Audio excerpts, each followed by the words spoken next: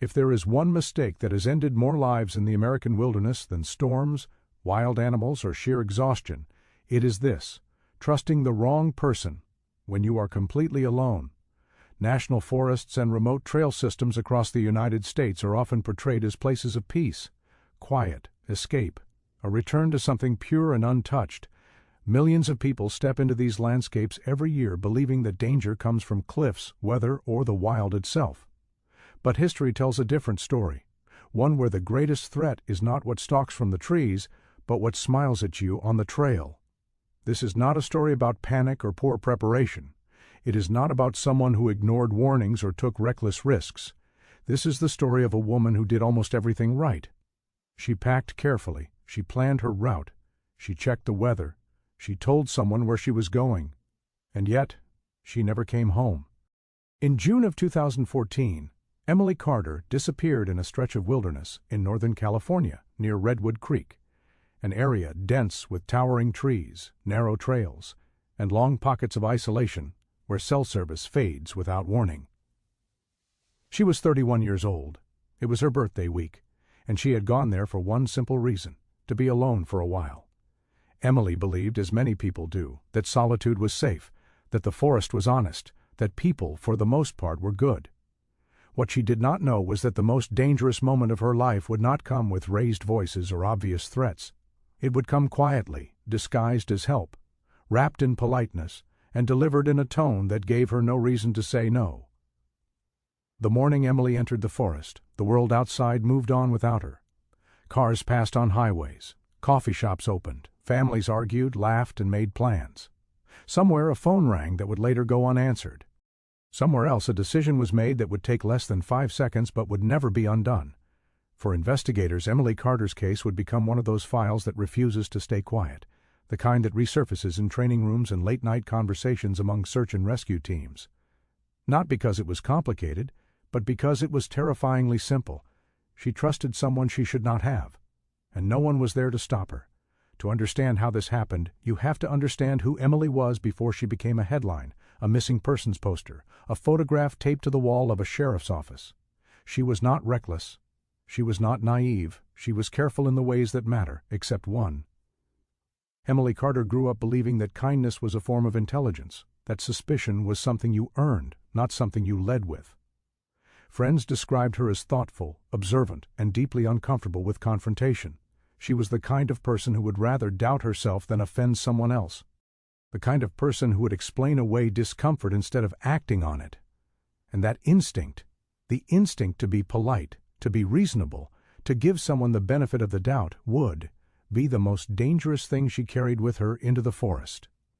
In the hours after Emily vanished, there were no screams reported, no gunshots, no witnesses rushing forward with dramatic accounts, just silence, the kind of silence that wilderness is very good at keeping. Search teams would later walk those trails and note how easy it was to lose direction, how quickly sound vanished beneath the canopy, how a person could step off a marked path and be swallowed within seconds. But terrain alone did not explain what happened to Emily Carter. Something else did, something human. In cases like this, there is always a moment investigators return to again and again, a point of divergence, a crossroads where one choice leads back to safety, and the other leads somewhere no one is prepared to follow. For Emily, that moment did not feel dramatic. There was no internal alarm blaring, no sudden certainty that she was in danger. There was only a stranger on a trail, a voice that sounded normal, an offer that sounded helpful, and the quiet belief that saying no would be rude. By the time anyone realized Emily Carter was missing, that moment was already hours behind her. Frozen in time, locked into a chain of events that could no longer be interrupted, the forest would not give her back easily, and the truth, when it finally emerged, would force everyone involved to confront a reality that makes people deeply uncomfortable, that sometimes the most dangerous thing you can do in the wilderness is trust another person to guide you through it. Emily Carter was not the kind of person people associated with danger. There was nothing about her that suggested risk-seeking or recklessness. If anything, those who knew her described her as measured, thoughtful, and quietly disciplined. She was the type of woman who planned ahead, who double-checked details, who believed that preparation was a form of respect, for herself and for the world she moved through. At 31, Emily lived alone in a small apartment on the east side of Portland, Oregon. The space reflected her personality: clean without being sterile, personal without being cluttered. Framed photographs lined one wall, coastlines caught in early morning fog, long shadows stretching across desert roads, a lone figure standing at the edge of a forest trail. Photography had become both her passion and her refuge, something she returned to whenever life felt too loud or too crowded. Professionally, Emily worked as a freelance graphic designer, taking on contracts that allowed her flexibility. She valued independence deeply. It was not that she disliked people, she simply needed space to think, to reset. Long stretches of solitude helped her feel grounded, especially when deadlines piled up or when the city's constant noise began to feel oppressive. Friends noticed that Emily often sought quiet places: national forests, coastal highways, small towns where no one knew her name. She rarely traveled with others, not out of distrust, but because being alone made her feel more present, more aware. She liked moving at her own pace, stopping when something caught her eye, turning back when a trail felt finished, rather than forcing herself onward. This tendency, to trust her own judgment, to listen inward rather than outward, had always served her well. Until it didn't. Emily grew up in Fort Collins, Colorado, the only child of a single mother, Laura Carter. Their relationship was close, shaped by years of shared routines and mutual dependence. Laura had raised Emily with a mixture of caution and encouragement, teaching her to be independent but never careless. From a young age, Emily learned how to read maps, how to pack efficiently, how to trust preparation over luck. They spoke every day, sometimes only for a few minutes, sometimes longer, when neither felt ready to hang up. Laura worried, as mothers do, especially when Emily traveled alone. She asked questions. Where would she be hiking? Would there be cell service? Did she know anyone nearby? Emily answered patiently, often laughing softly, reassuring her mother that she had everything under control. "I'm careful," she would say. And she was. What Laura did not always understand, and what Emily herself may not have fully recognized, was how deeply her daughter disliked appearing suspicious. Emily had grown up learning that kindness smoothed most situations, that assuming good intentions made the world easier to navigate. She avoided confrontation whenever possible, not out of fear but out of discomfort. She believed that tension escalated problems rather than solved them. In social situations, Emily was observant rather than dominant. She noticed details others missed: changes in tone, subtle shifts in body language, moments when someone hesitated before speaking. She trusted those observations. But she also had a habit of rationalizing them away. If something felt off, she assumed it was her own anxiety, her own overthinking. That instinct, to doubt herself before doubting others, would later become a focal point for investigators trying to understand her final hours. In early June of 2014, Emily had just wrapped up a demanding project for a corporate client. The work had been intense, the kind that required long nights in front of a screen, small design choices carrying disproportionate weight. When the contract ended, Emily felt the familiar restlessness set in. She needed distance, quiet, space where her thoughts could stretch out again.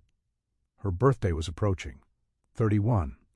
A number that felt neither young nor old, just significant enough to make her reflective. Rather than plan a party or a dinner, Emily decided to take a short trip south. Northern California had always drawn her in, particularly the redwood forests, where time seemed to slow beneath trees that had stood for centuries. She chose the Redwood Creek area after reading several travel blogs and trail guides. It was less trafficked than the nearby national parks, quieter, more intimate, the kind of place where she could walk for hours without seeing another person. That appealed to her. Emily booked a modest cabin within driving distance of the trailhead. She packed lightly but deliberately, hiking boots she had broken in over years, a small first aid kit, extra water, her camera, a notebook. She checked the weather forecast repeatedly. Clear skies, mild temperatures, ideal conditions. The night before she left, she called her mother, as she always did. Laura asked her where she would be hiking. Emily explained the general area, careful to sound confident but not dismissive. Laura paused, then reminded her, again, not to talk to strangers on isolated trails. Emily smiled into the phone, rolling her eyes slightly, though Laura couldn't see it. "I know," she said. "I'll be fine." It was a familiar exchange, one that had ended safely dozens of times before. On the morning she drove south, Emily stopped for coffee just outside Eugene. She texted a friend a photo of the road ahead, the horizon pale with early light. She seemed relaxed, grounded. There was no sense of urgency, no hint that anything was wrong. Later, Laura would replay that final conversation in her mind endlessly, searching for signs she might have missed, a change in tone, a hesitation, something unsaid. But at the time, there was nothing to suggest that this trip would be any different from the others.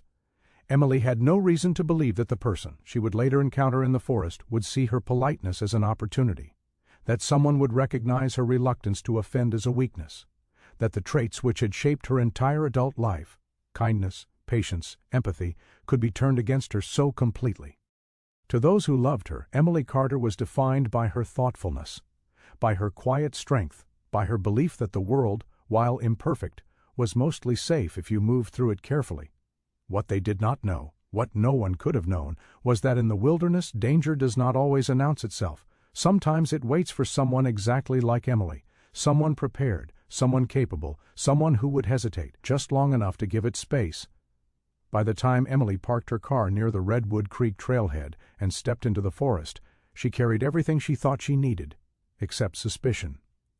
Emily left Portland just after dawn, the city still half asleep behind her. The streets were quiet, washed in a thin gray light that made everything feel suspended, as if the day had not fully decided to begin.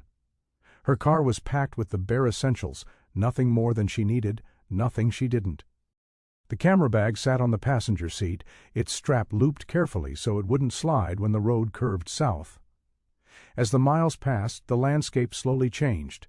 Urban sprawl gave way to long stretches of highway flanked by evergreens, then to smaller roads where gas stations became infrequent and towns announced themselves with little more than a weathered sign. Emily drove with the windows cracked open, letting cool air fill the car. She felt calm, focused. This was the part of traveling she loved most, the in-between space where responsibility faded and anticipation quietly took its place. She stopped once, near the Oregon-California border, to refuel and buy bottled water. The clerk behind the counter barely looked up as he rang her through. Outside, Emily checked her phone. One bar of service flickered, then vanished. She sent a quick text to her mother, crossing into California now, talk later, before the signal disappeared entirely. By early afternoon she reached the small gravel road that led to the cabin she had rented. It sat alone among the trees, simple and functional, with a narrow porch and a single window facing the forest. There was no cell reception here, no television, no distractions. Emily unpacked slowly, laying her things out with care, moving through the space with the familiar comfort of someone who knew she would not be interrupted. She made a sandwich, poured herself a glass of water, and sat on the porch for a while, listening. Wind moved through the canopy above her, leaves brushing together in a steady, low murmur. Somewhere in the distance, water flowed, Redwood Creek, unseen but present. The quiet felt intentional, almost designed. It was exactly what she had hoped for.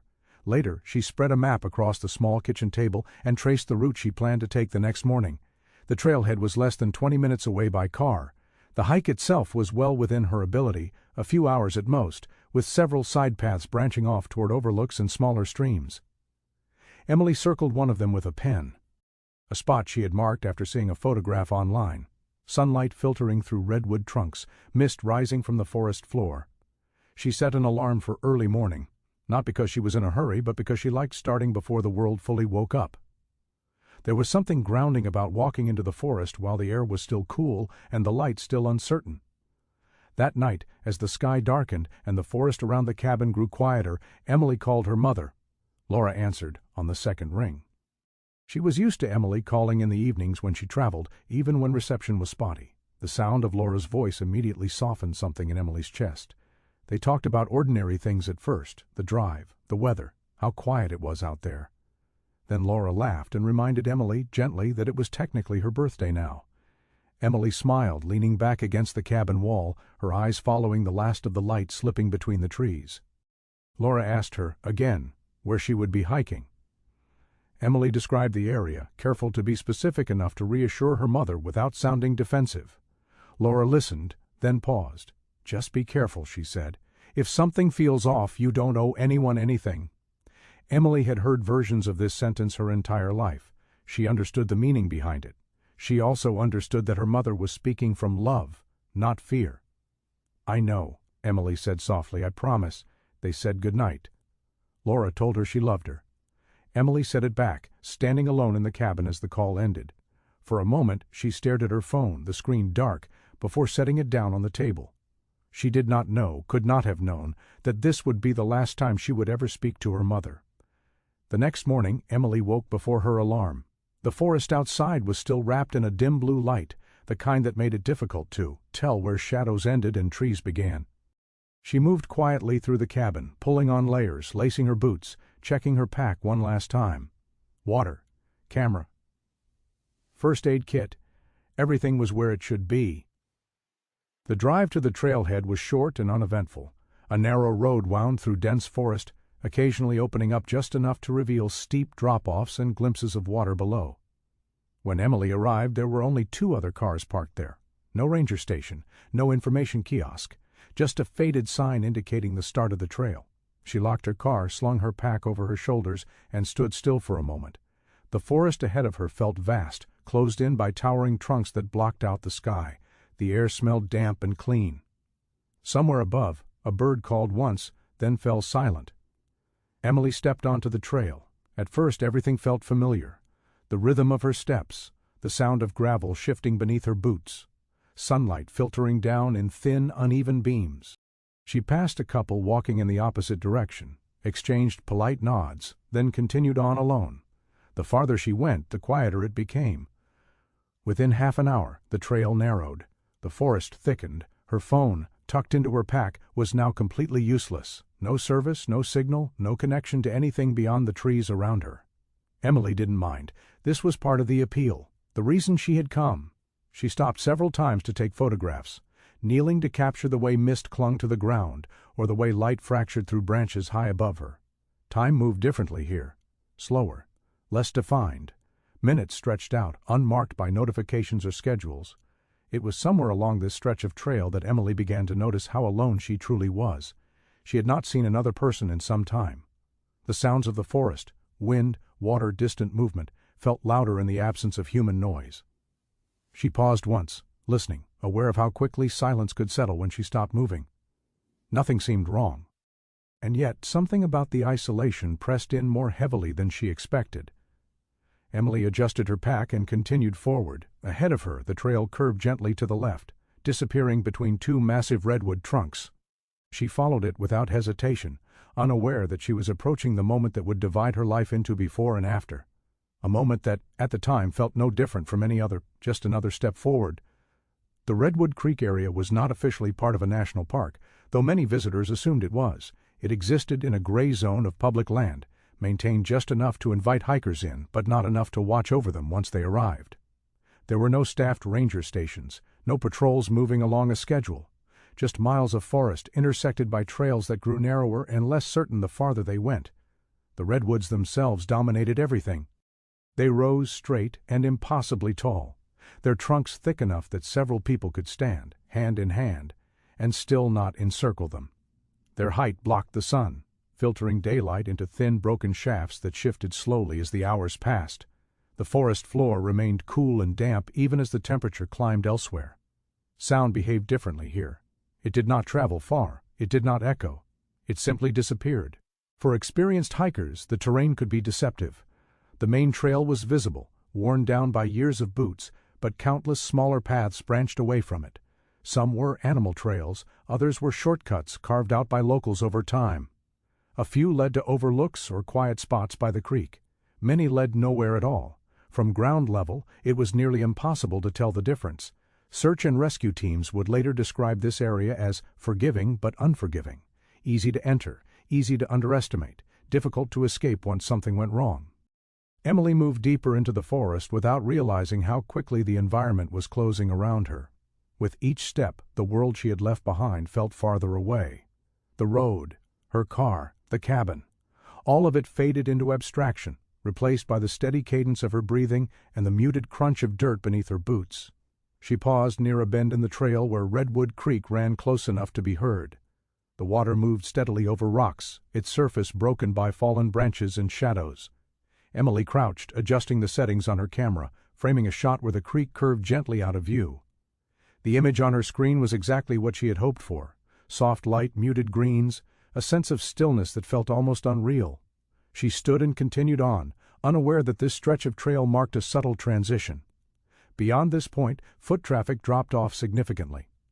Fewer hikers ventured farther in, drawn back by time constraints, or the creeping sense that the forest was no longer welcoming observers. Emily did not feel fear, not yet. What she felt was something harder to define, a heightened awareness, as though the forest itself was watching. She told herself it was simply the quiet. That silence had a way of amplifying thoughts, turning ordinary sensations into something more intense. From a distance, Redwood Creek looked peaceful. From within it, the forest was dense, layered, and disorienting. The air smelled of wet earth and old wood. Fallen leaves hid uneven ground. Roots broke through the soil without warning, creating natural trip hazards that demanded constant attention. Emily had hiked terrain like this before. She knew to watch her footing, she knew to stay alert, and she knew that most accidents happened not because of dramatic mistakes, but because of small lapses in focus. She stopped again, this time because she thought she heard movement behind her. At first it was nothing more than a faint shift in sound, leaves brushing against each other, a footstep perhaps, echoing a half-second too late to place. Emily turned slowly, scanning the trail behind her. It curved gently back the way she had come, empty and undisturbed. Probably another hiker, she thought, or an animal. She waited a few seconds longer than necessary, listening. The forest offered no clarification. Eventually, she shook the thought away and resumed walking, her pace slightly quicker now, though she wasn't aware of it.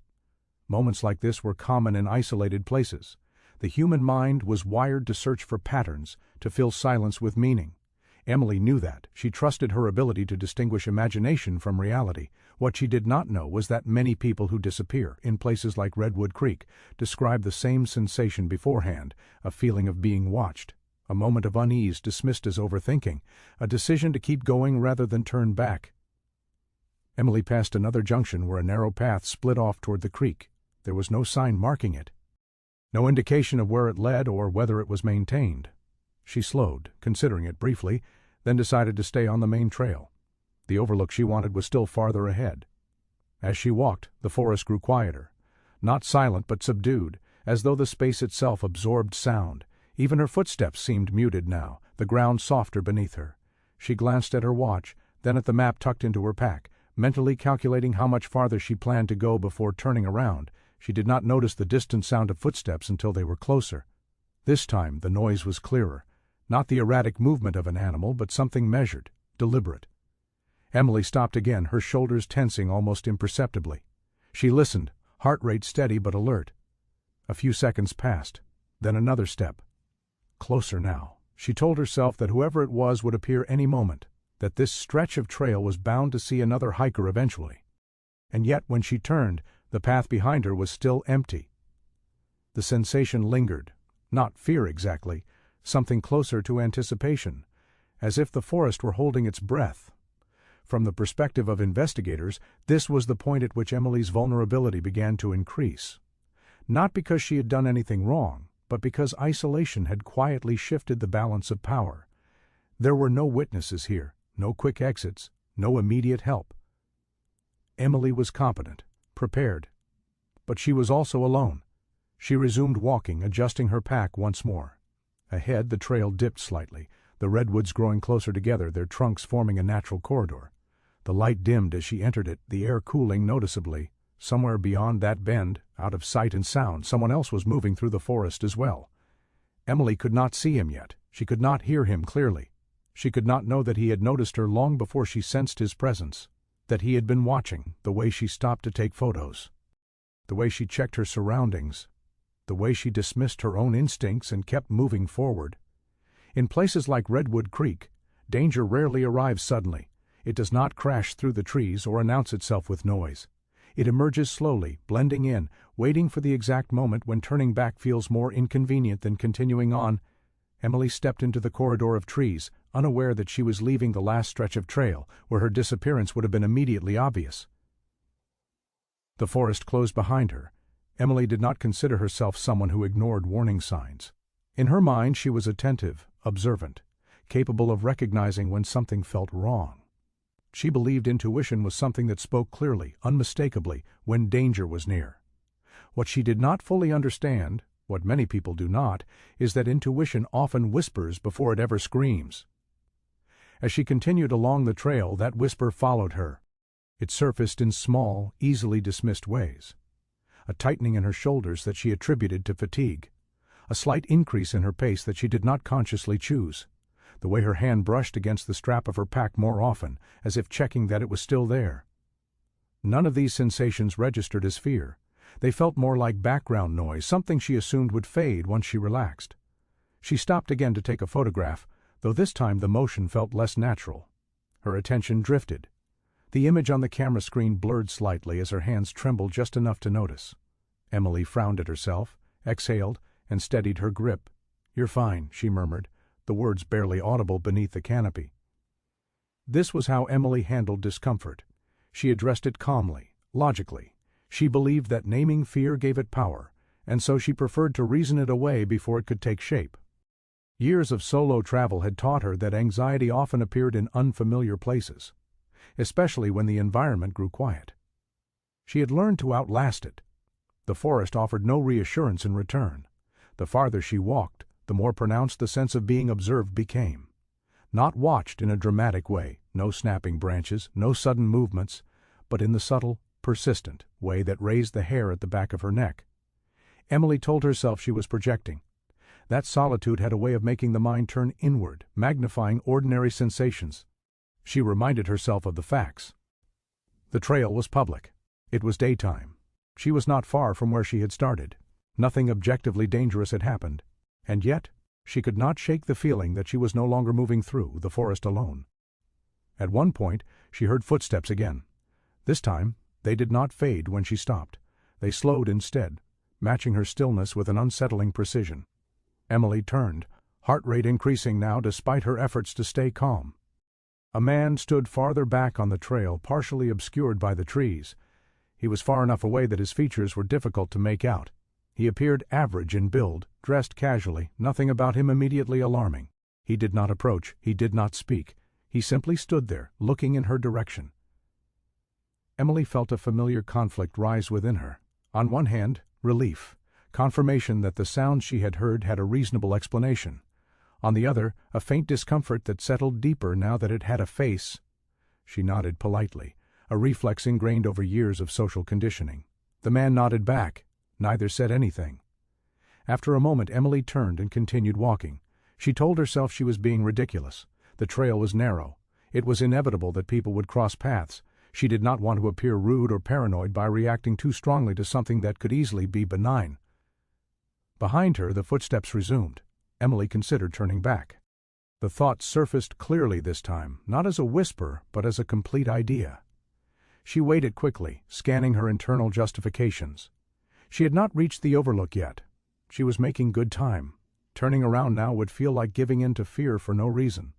She continued forward. From the perspective of behavioral analysts who would later review this case, this was a pivotal moment. Not because Emily made a dramatic mistake, but because she followed a deeply ingrained social rule. Do not overreact. Do not assume the worst. Do not accuse someone, silently or otherwise, without proof. That rule keeps society functioning. It also keeps predators hidden. Emily noticed that the distance between her and the man behind her remained consistent. When she slowed, so did he. When she sped up slightly, his footsteps followed suit. Still, he made no effort to close the gap, no attempt to speak. The trail curved again, narrowing as it descended toward the creek. Trees crowded closer, limiting visibility. Emily's sense of unease intensified, but she continued to rationalize it.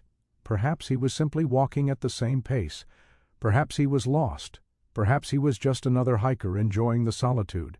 She told herself she was safe because nothing had happened yet. What Emily did not consider was that nothing happening was not the same as nothing being wrong. She reached another unmarked junction where a faint side path branched off toward the water. She slowed instinctively, glancing back over her shoulder. The man was closer now, close enough that she could see his clothes more clearly. They were damp, as if he had recently been near the creek. His expression was neutral, unreadable. Emily's instincts urged her to create distance, to say something, to do anything that would break the quiet and establish boundaries.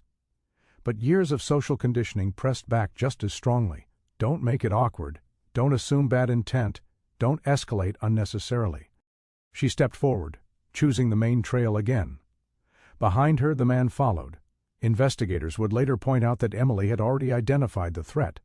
Her body had recognized the pattern even as her mind worked to deny it. Every physical response, the tension, the vigilance, the urge to turn back, was consistent with someone sensing danger. But Emily trusted reason over instinct. And reason, in that moment, told her that being polite was safer than being suspicious.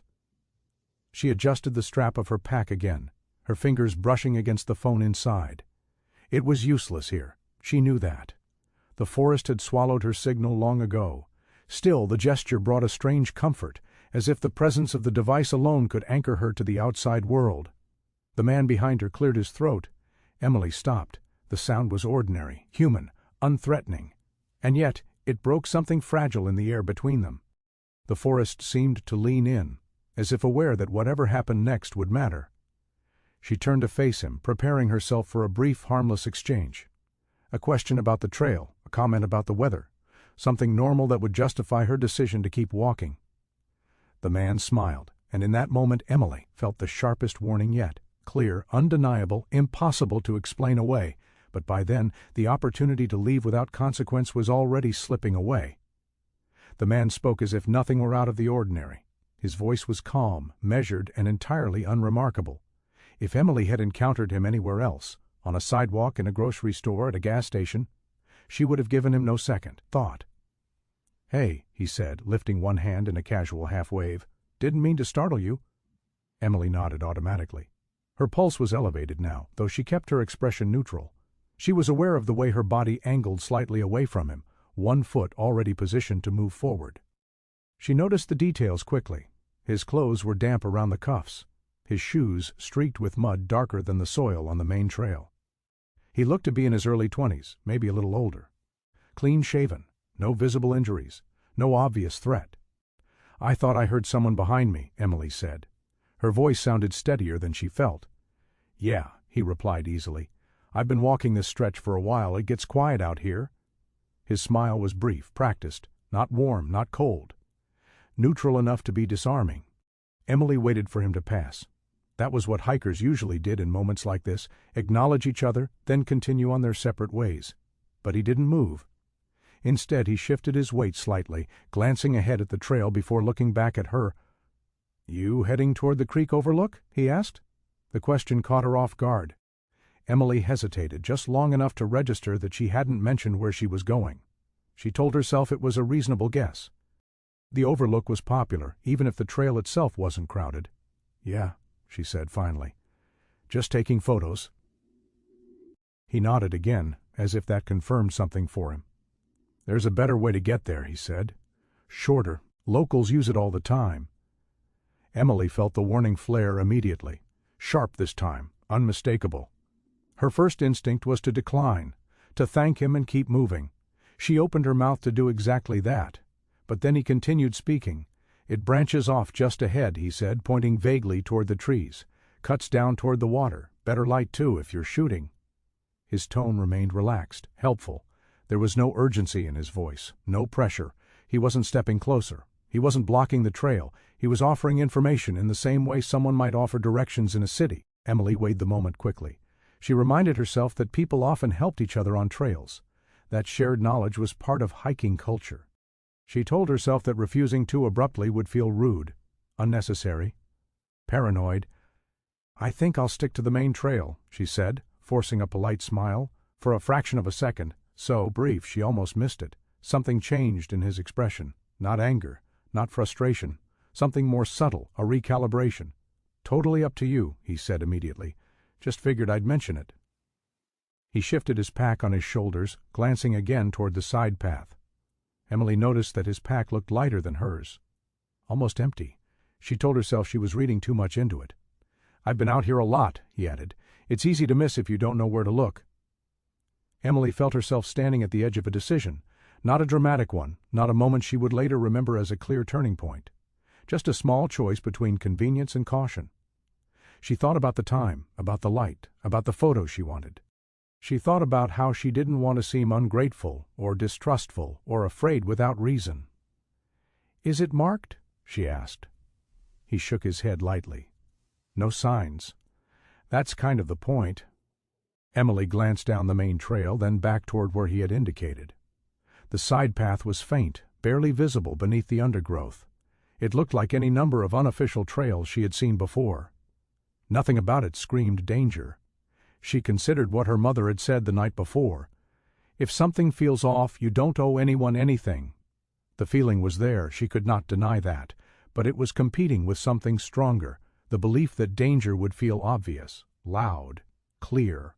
This did not. I can show you, he said. It's just a couple minutes off. The phrase just a couple minutes carried more weight than it should have. It framed the decision as minor, temporary, reversible. Emily nodded once. Okay, she said. The man smiled again, this time a little wider. He turned without another word and started down the faint path, his movements confident, unhesitating. Emily followed a few steps behind, telling herself she would turn back if anything felt wrong. Almost immediately the forest changed. The main trail fell away behind them, its packed dirt giving way to softer ground layered with leaves and needles. Branches closed in overhead, blocking what little light had filtered through before. The air felt heavier here, more stagnant. Emily noticed how quickly the sounds of the forest shifted, how the steady background noise gave way to something, closer, tighter. She glanced back once. The main trail was no longer visible. They walked in silence for several minutes. The man did not look back. He did not slow his pace to match hers. He moved as though he knew exactly where he was going, stepping over roots and uneven ground without hesitation. Emily's heart rate climbed.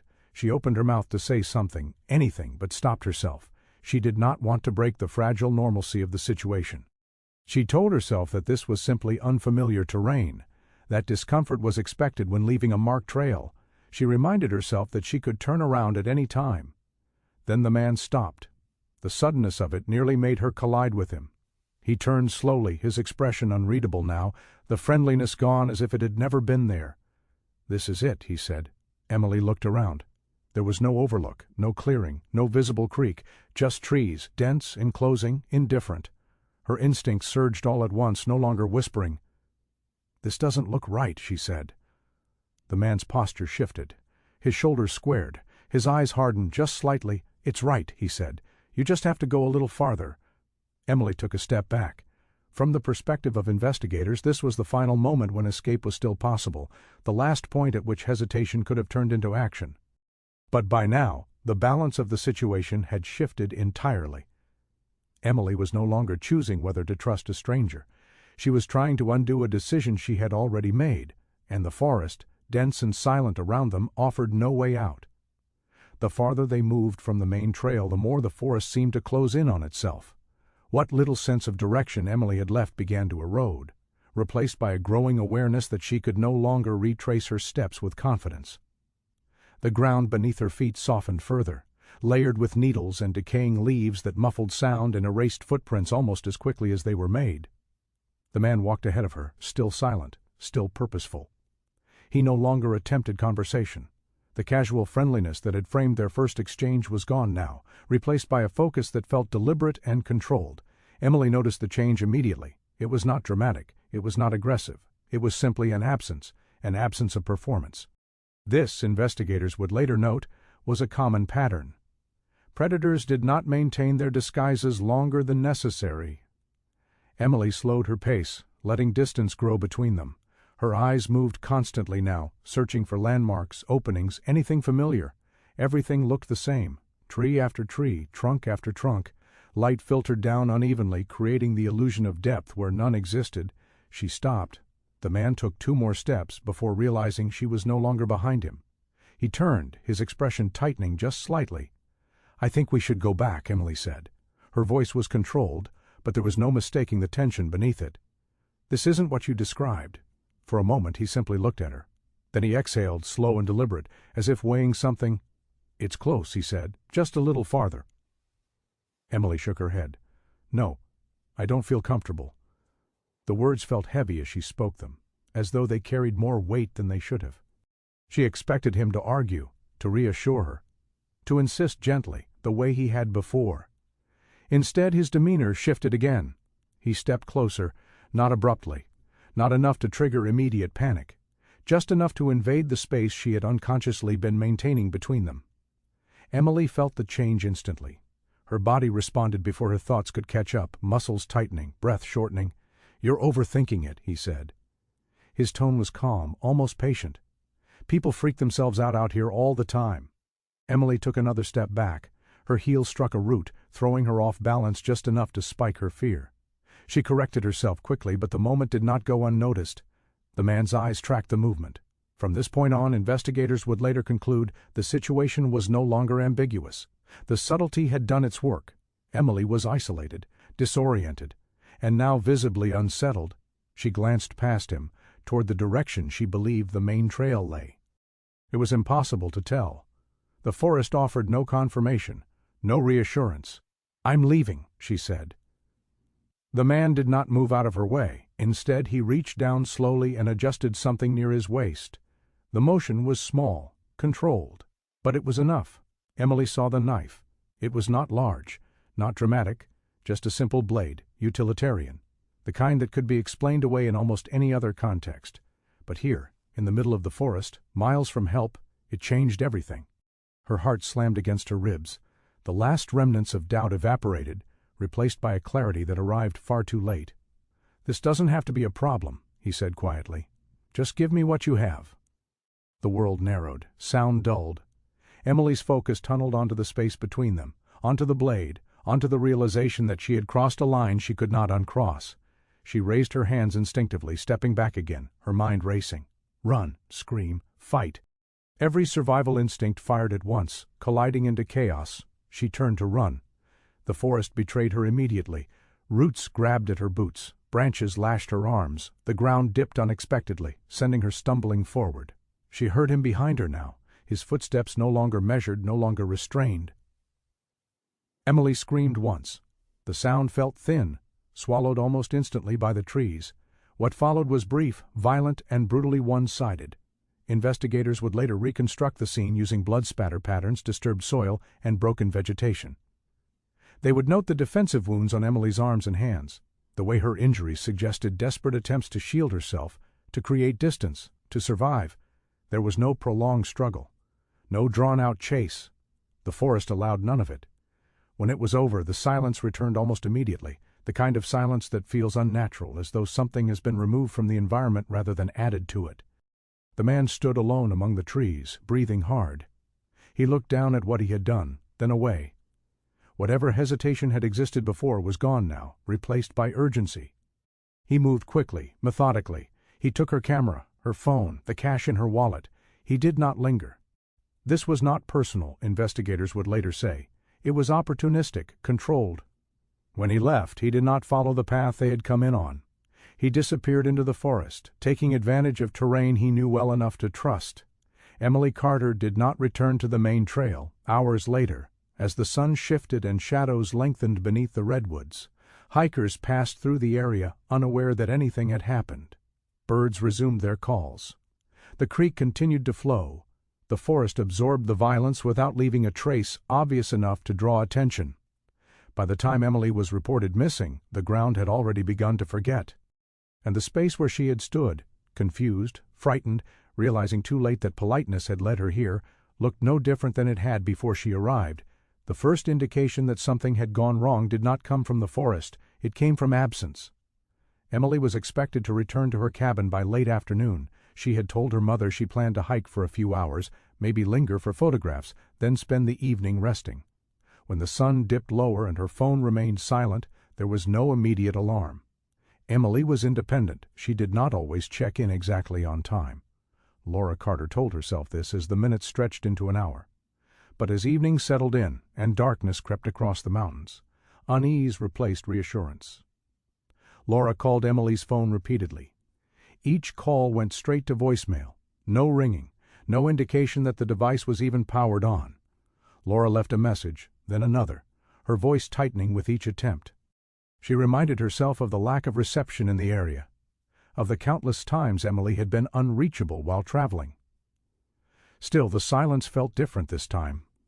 The following morning, when Laura had still heard nothing, she contacted local authorities in Northern California. She explained that her daughter had gone hiking near Redwood Creek and had not returned. The dispatcher asked routine questions. What time had Emily last been seen? What trail had she planned to hike? Did she have a history of wandering off route? Laura answered as best she could, frustration mounting as she realized how little specific information she had. Emily had described the general area, not an exact trail. She had mentioned an overlook, but not its name. She had not given coordinates. At the time, none of that had seemed important. Now it was everything.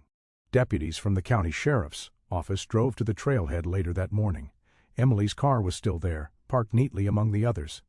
There were no signs of struggle, no broken glass, no indication that she had left voluntarily with anyone else. Her cabin was unlocked, exactly as she had left it. Her overnight bag was untouched. To investigators, this was the first clear sign that Emily had not planned to disappear. Search and rescue teams were called in by midday. Volunteers arrived with maps and radios. Dogs were brought in to attempt to pick up a scent from the trailhead. Helicopters were placed on standby, though the dense canopy would limit their effectiveness. The search began methodically. Teams moved along the main trail first, scanning for dropped items, disturbed soil, anything out of place. They called Emily's name, their voices carrying only a short distance before being swallowed by the forest. Nothing responded. As hours passed, the search expanded outward. Side trails were checked. Creek banks were examined for signs of a fall or injury. The dogs struggled. The overlapping scents of hikers, animals, and running water made tracking difficult. By the end of the first day, there were still no answers. Investigators faced a familiar dilemma. In wilderness cases, the most common explanations are often the simplest: a slip, an injury, disorientation, exposure. The terrain around Redwood Creek was unforgiving in its own quiet way. A wrong step could send someone down an embankment hidden by brush, but there were inconsistencies. Emily's experience level worked against the theory of a simple accident. She was not inexperienced. She was not unprepared. There were no signs that she had wandered aimlessly, no obvious trail of confusion. And then there was the phone. Her cell phone had not pinged any towers after she entered the area. That was expected.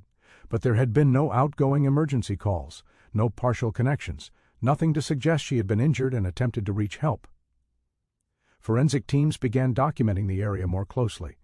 They marked subtle disturbances along a faint, unofficial path branching away from the main trail. The ground there showed signs of recent foot traffic, compressed leaves, broken twigs, but nothing conclusive enough to draw immediate conclusions.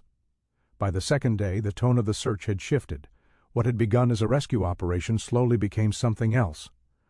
Laura arrived in California that afternoon. She stood at the edge of the trailhead, staring into the forest, trying to reconcile the stillness with the panic inside her. Investigators explained the process carefully, professionally. They assured her that searches like this often took time, that people were sometimes found days later, disoriented but alive.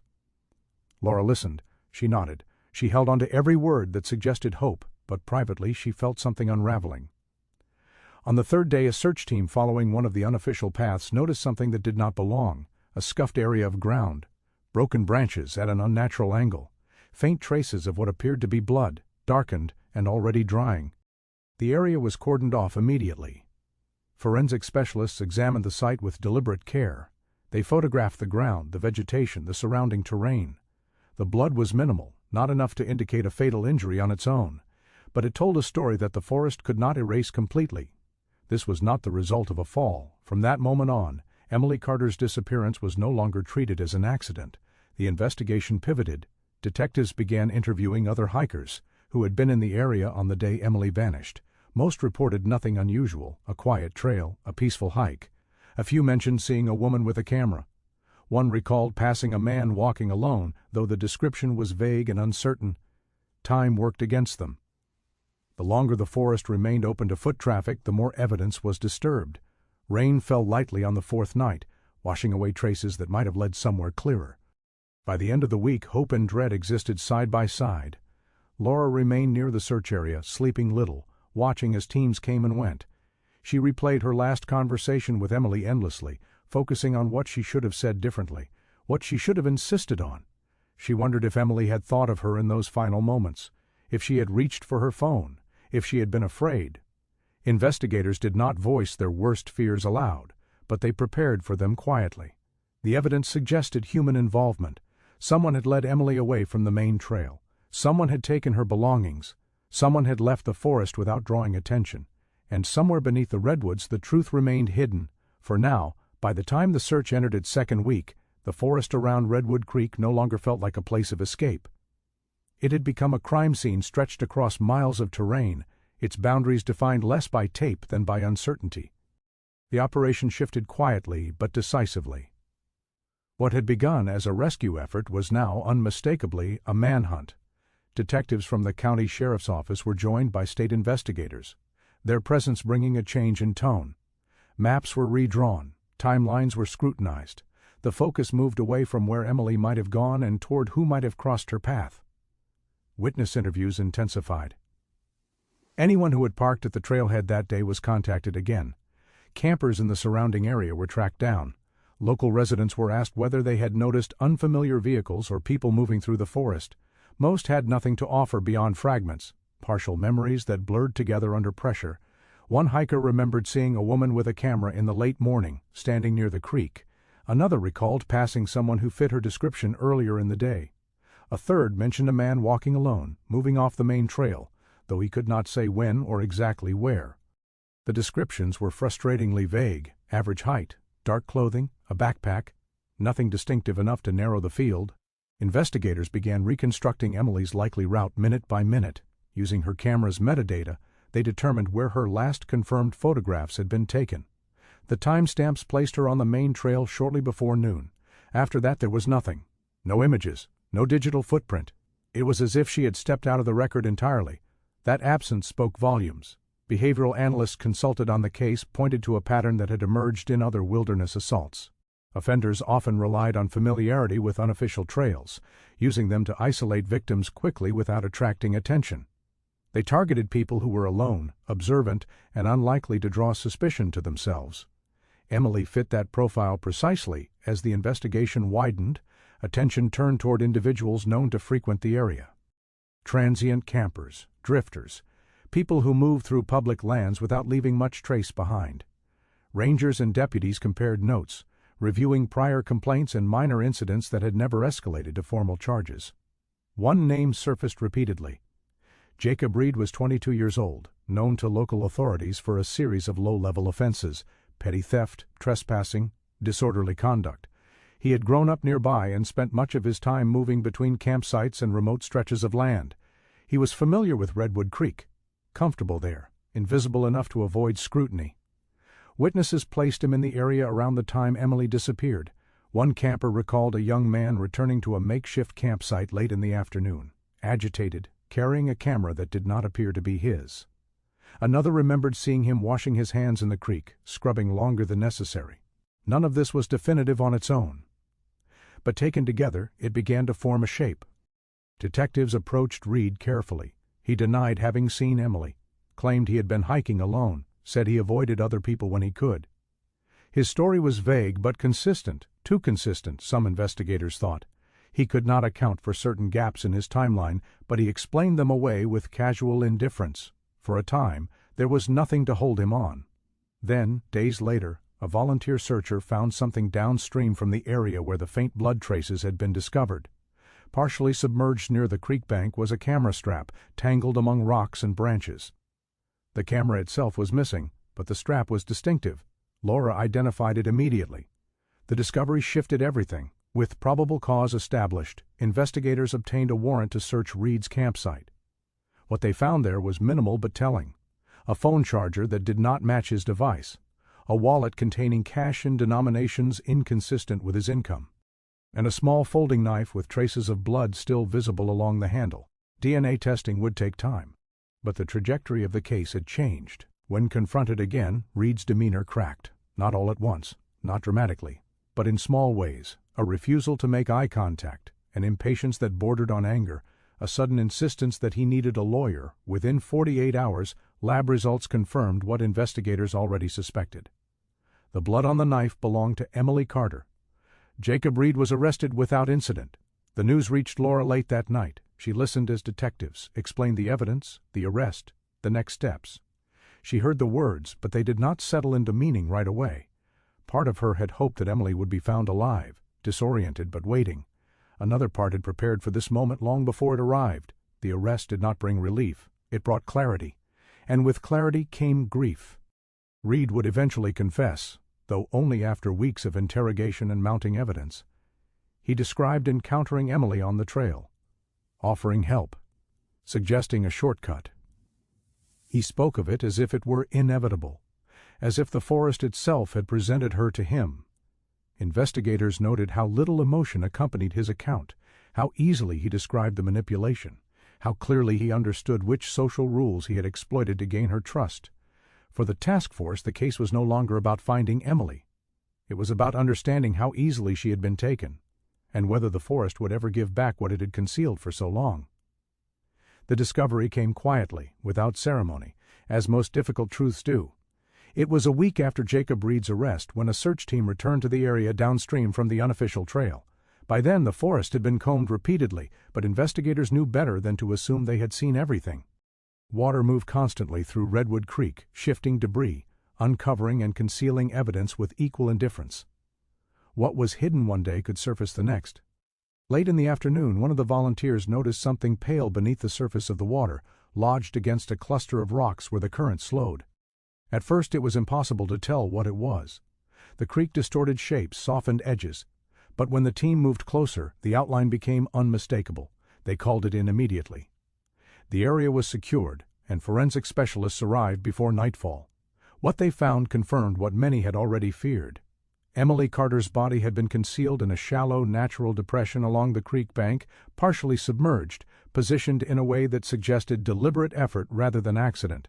Branches and stones had been arranged to obscure her from casual view, a method crude but effective enough to delay discovery. The forest had kept it secret for days. Recovery was slow and methodical. Each movement was documented, each detail preserved. The water had altered some evidence, but not enough to erase the story entirely. Defensive wounds were visible on Emily's forearms and hands, consistent with a sudden attack and an instinctive attempt to protect herself. The injuries told a familiar, devastating narrative, one that investigators had seen before, but never without weight. Emily was pronounced dead at the scene. Identification was swift. Her clothing matched what she had been wearing when she left the cabin. Her boots were still laced. A small necklace she wore daily rested against her collarbone. There was no doubt. Laura was notified later that evening. 2 detectives drove to the motel where she had been staying, their expressions already signaling what their words would soon confirm. She listened without interrupting, her hands folded tightly in her lap. When they finished speaking, she nodded once. She did not cry at first. Grief arrived later in waves she could not predict or control. In moments of silence. In the absence of hope she had not allowed herself to name until it was gone. The investigation turned fully toward reconstruction. Jacob Reed was questioned again, this time with evidence laid out clearly in front of him. The knife, the camera strap, the DNA, the location of the body. Each detail narrowed the space for denial until none remained. When Reed finally spoke, his confession was matter of fact. He described seeing Emily on the trail earlier that day, noticing that she was alone, watching her stop to take photographs. He spoke of timing, of waiting until the trail thinned and the surroundings grew quiet. He explained how he approached her without urgency, how he framed his offer as help rather than intrusion. He admitted that he had chosen his words carefully. Investigators noted how he emphasized her politeness, her hesitation to refuse him outright. He described it not with guilt, but with recognition, an understanding of how social expectations could be used as leverage. He spoke as though he were explaining a process rather than recounting a life-ending act. He confirmed that he had led her off the main trail intentionally. He confirmed the knife. He confirmed taking her belongings. What he could not fully articulate, what no confession ever could, was the moment when Emily realized she had made a mistake, when courtesy gave way to fear, when reason collapsed under the weight of instinct.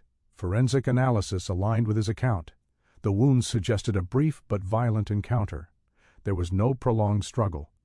No evidence that Emily had been unconscious before the attack. She had been aware, fighting, trying to escape. The forest had not been silent for her. In the weeks that followed, the legal process moved forward with procedural efficiency. Jacob Reed was charged with murder, robbery, and multiple related offenses. Prosecutors laid out a timeline that left little room for doubt. His familiarity with the terrain, his use of unofficial trails, his deliberate targeting of a solitary hiker.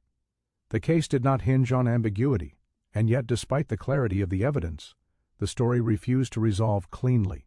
Public attention focused on the warning signs, on what Emily might have done differently, on the moment she chose to follow a stranger rather than trust her discomfort.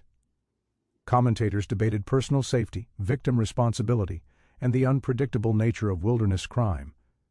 Investigators, however, returned to a simpler conclusion. Emily Carter did not make a reckless decision. She made a human one. She acted on social instincts reinforced over a lifetime, instincts that told her it was safer to be agreeable than suspicious, to be polite rather than confrontational. Those instincts worked in most places, most of the time. They failed her in the forest. Jacob Reed was sentenced to life in federal prison without the possibility of parole. The court proceedings were brief, the outcome expected. Justice, in its formal sense, had been served. But for Laura Carter, and for those who had followed the case closely, the ending felt incomplete. The forest remained. The trails reopened. Hikers returned, unaware of how thin the line between safety and danger could be.